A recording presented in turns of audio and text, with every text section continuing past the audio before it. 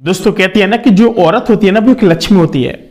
फिलहाल एक भाभी जी थी जिनका एक शादी ऐसे परिवार में हो जाता है जहां पर बिल्कुल बहुत ज्यादा पैसे से कमी रहती है हमेशा, और भाभी जी भी एक गरीब परिवार से थी। यानी जो दोनों परिवार थे, शादी तो हो चुकी थी लेकिन घर में पैसा नहीं था। उन्होंने डिसाइड किया कि चलो दिल्ली चलते हैं, कुछ बिजनेस करेंगे। भाभी जी आ गई और मुखर्जी नगर में उन्होंने जब से पराठे लगाना शुरू किया तब से पराठे वाली गली और भाभी जी फेमस हो गई। दोस्तों हुआ क्या था कि भाभी जी पैसे से बहुत ज्यादा लाचार थे और 20, 25, 30 हजार रुपए इन्होंने कर्जा ले रखा था। उन्होंने कहा कि हमको जाना है, हम जैसे जाएंगे हम 3 महीने के अंदर आपका 20, 30 हजार रुपए चुका देंगे। अब लोगों ने सोचा कि ये भाई साहब ऐसा कौन सा धंधा करेगी, ऐसी कौन सी नौकरी है जो इनको डायरेक्ट 20, 30 हजार दे देगी, तो कोई रुपए देने के लिए तो तैयार नहीं था। इन्होंने कहा कि हम 12% का ब्याज देंगे आपको, रुपए नहीं दे पाएंगे तो लोगों ने क्या किया, चलो भाई पैसे दे दो। लोगों ने कहा, लोगों ने उनको क्या किया, पैसा दे दिया। दिल्ली के अंदर आए, काफी ज्यादा स्ट्रगल किया, मेहनत किया और मेहनत करते करते एक ऐसा सेटअप बिल्ड कर दिया कि भाई साहब पराठे वाली भाभी के नाम से फेमस हो गई। समझ चलता गया, काफी ज्यादा समझ चलता गया। एक समय जो पराठा 10 रुपए का था, इनका जो पराठा था वो 40 से 45 रुपए का हो गया था। एकदम मक्खन ही मक्खन में एकदम पराठा, यानी जो बटर था ना एकदम भर भर के बटर था, और जब तक कोई पराठे नहीं खा लेता था तब तक कोई काम पर नहीं जाता था। इतना टेस्ट था भाभी जी के पराठे में। काफी ज्यादा देखने में सुंदर भी थी और बहुत अच्छी भी लगती थी भाभी जी। अब कुछ और मत कमेंट करने लगना, ठीक है, मैं उनकी सुंदरता बता रहा हूं। इतनी सुंदर दिखती थी कि दोस्तों शायद काफी सारे लोग तो सुंदरता की वजह से भाभी जी के यहाँ पराठे खाने भी जाते थे। आपको रियलिटी बता रहा हूं मैं। तो जो भाभी जी का नेचर था ना बहुत सीधी थी। किसी ने कहा भाभी जी पैसे नहीं, अभी इसमें 2 रुपए कम है, 4 रुपए कम है, 4 रुपए छुट्टे कल मिल जाएंगे। भाभी जी हाँ जी भैया, जी भैया, जी भैया, इस तरह से बोलते थे। उनका जो नेचर था भाई साहब, अकेली दम पर दिल्ली जैसी सिटी के अंदर इतना बड़ा बिजनेस खड़ा कर दिया। देखते देखते दिन दोगुना रात चौगुनी हो गई और जो भाभी जी थी, भाभी जी का जो बिजनेस उठा ना भाई साहब बड़े गजब तरीके से चलने लगा। मैंने कहा भाभी जी मैं आपका 2 मिनट का वक्त लेना चाहता हूं। उन्होंने कहा कि आप थोड़ा रुक जाइए और जैसे 11 बजते हैं हम लोग बैठ के बात करते हैं। मैंने कहा ठीक है। हम लोग बैठे वहां पर, मैंने कहा भाभी जी हमको पराठा खाना है, पराठा खिलाइए पहले। उन्होंने कहा कौन सा चाहिए, गोभी वाला चाहिए, पनीर वाला चाहिए या फिर सादा चाहिए। काफी सारे थे, आलू वाला भी पराठा था। मैंने कहा मुझे कुछ नहीं चाहिए, सिंपल पराठा चाहिए मुझे। उन्होंने कहा चलो आलू वाला खिला दें। मैंने कहा आलू वाला खिला दीजिए। आलू वाला खिलाया तो एक छोटा सा एक उन्होंने और पराठा बनाया, कह रहे पनीर वाला टेस्ट कीजिए कैसा है। मैंने कहा ये भी अच्छा है। उन्होंने फिर एक पराठा और बनाया गोभी वाला, कह रहे इसको भी टेस्ट कीजिए। मैंने कहा कितना सारा खाएंगे। उनका नहीं, इसलिए तो छोटा बनाए हैं।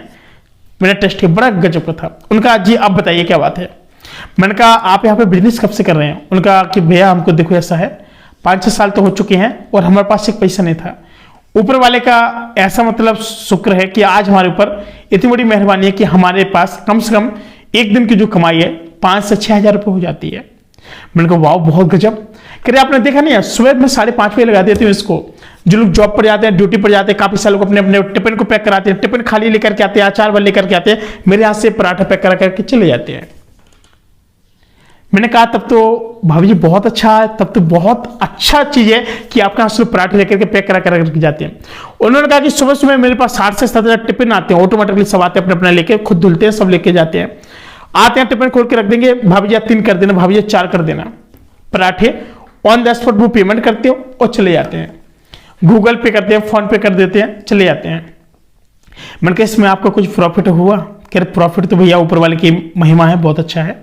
और मैं तो यही कहना चाहूंगा कि कोई भी लेडीज कभी भी अपने आप को कमजोर मत समझे और काम करे, बड़े पेशेंस के साथ करे, हर चीज बदल जाएगी दुनिया में। हर चीज ऐसी है कि मतलब कोई भी चीज मतलब ऐसी है कि नहीं हो सकती है, सब कुछ हो सकता है। मैं जब कर सकती हूँ तो कोई और क्यों नहीं कर सकता। उन्होंने काफी ज्यादा मुझे बातें भी बताई, बहुत मतलब जो लाइफ में उनके ऊपर गुजरी थी, किसी ने इनकी हेल्प नहीं की। जब दिल्ली के अंदर आए थे 12.5% की ब्याज दर से उन्होंने पैसे लिया था, और जो उन्होंने 12.5% जो ब्याज था ना, उन्होंने क्या कहा कि मैं इनका पैसा तो अभी मतलब भेज दूंगी फिलहाल, और अभी मैंने भेजा नहीं, मैं इनको ब्याज दे रही हूँ। और उनको ये लग रहा है कि शायद अभी भी गरीबी अवस्था में जी रहे हैं। और मैंने भी कसम खाई थी कि मैं इनका चाहे ब्याज देती रहूं लेकिन इनको मैं करके दिखा दूंगी, क्योंकि जो पैसा था उन्होंने कहा था कि आप कम से कम 4-5% ले लीजिएगा। उन्होंने सीधे 12% लिया। कह रहे फिर मैंने क्या किया कि इनका पैसे मैंने अभी तक दिया। फिर अभी फिलहाल में जब अंकल बोले कि ऐसा करो कि इनको वापिस से कर दो, ठीक है, तो मैंने कहा मतलब भैया बोले, कह रहे हाँ भैया जी बोले, कह रहे हाँ मैं आपकी भाभी हूँ, कह रहे हाँ। काफ़ी सारी बात आती हुई, तो उन्होंने कहा कि दुख ऐसा है कि कोई बात नहीं, और चलता है, लाइफ है, और इतना स्ट्रगल दिखाए तो और ना सही। फिर इसके बाद क्या होगा, भाभी ने कहा कि एक दिन फोन आया कि हमें रुपए की जरूरत है। हमने तुरंत दे दिया, वो भी रुपए दे दिए, 1000 रुपये अपनी खुशी खुशी दे दिए। हो सकता है कि तुम्हारे रुपए की वजह से हमारा बिजनेस चल गया हो सकता है। उन्होंने सोचा, उनका देखो जब हम वापस अपने जब एक बार गांव गए तो उन्होंने कहा कि अब मत जाइए वापस और बिहार ही रहिए, ये बात वो बात, यहाँ पर बहुत अच्छा सब कुछ है, यहीं पे कर लीजिए बिजनेस। कहते हैं ना दोस्तों, जहां पर एक बार बिजनेस बंद जाता है और बन जाता है ना, वहां पर लोग चाहने वाले हो जाते हैं। समझे बात को? तो लोगों ने चाय पीना शुरू कर दिया और उनके पास जाना शुरू कर दिया। काफी सारे लोग आना जाना शुरू हो गए, और इसके बाद भाभी जी के इस तरीके से दुकान चला। सुबह 5:30 बजे से लेकर 11 बजे तक ही काम करती थी भाभी जी, और बड़े गजब तरीके से इनकी सेलिंग होती थी, और अकेले दम पर करती थी। भाई साहब देखो, एक जो लेडीज होती है ना, कितनी मेहनत के साथ काम करती है। उन्होंने कहा कि अभी मेरा प्लान है कि पराठे तो चलेंगे, साइड से पूरी सब्जी के बिजनेस कर दूं, और साइड से एक और दुकान और मैं अपने दम पर लगवाने लगूं, छोला भटूरे के, क्योंकि सबको डिमांड है, सब लोग बोल भी रहे हैं। अब मैं अकेले क्या क्या कर सकती हूँ। मैंने कहा और भी लोग लगाते कह रहे हैं, जो टेस्ट आपके हाथ में ना भाभी कहीं नहीं है। यानी कुछ भी लोग बोल रहे थे, मतलब काफी। तो भाभी ने कहा कि ठीक है, ट्राई किया जाएगा, लेकिन हम तो चाहते हैं, भाभी ने कहा कि सभी का बिजनेस चले, मुझे और बिजनेस नहीं करना है। मेरे पास जितना है काफी है, भगवान की कृपा से अच्छा चल रहा है, और मेरा मन नहीं है कि मैं कुछ और भी बिजनेस करूँ अब। तो दोस्तों फिलहाल जो भाभी जी थी, भाभी की जो सोच थी लोगों के प्रति अच्छी थी, और लोगों का जैसे आप वहां से गांव से जो रुपए ले आए थे, ब्याज भी चुका दिया, सब कुछ चुका दिया। मैंने कहा आप कमा कितने लेते हैं महीने का, आप ये बताइए। कि आप अंदाज लगा लीजिए महीने का, हम लोग जब दिन का 5,500 6,000 रुपये कमा लेते तो आप समझ सकते हैं कि 1-1.5 लाख रुपए बच जाता है। उन्होंने कहा, मैंने कहा पैसे लगातार के साथ, उनका जो टोटल रुपए बता वो बचता हमारा कभी कभी 1,21,000, 1,22,000, 1,23,000, यानी 30,000 रुपये हमारा खर्च हो जाता है, 30-40,000 रुपये महीने पे। मैंने कहा खर्च हो जाता, कह रहे हाँ, कभी लाइफ में सोचा था इतना। हम बताओ ब्याज लेकर के आए थे, और आज बताओ खर्च करते हैं पर डे का, मतलब महीने का, समझ लीजिए।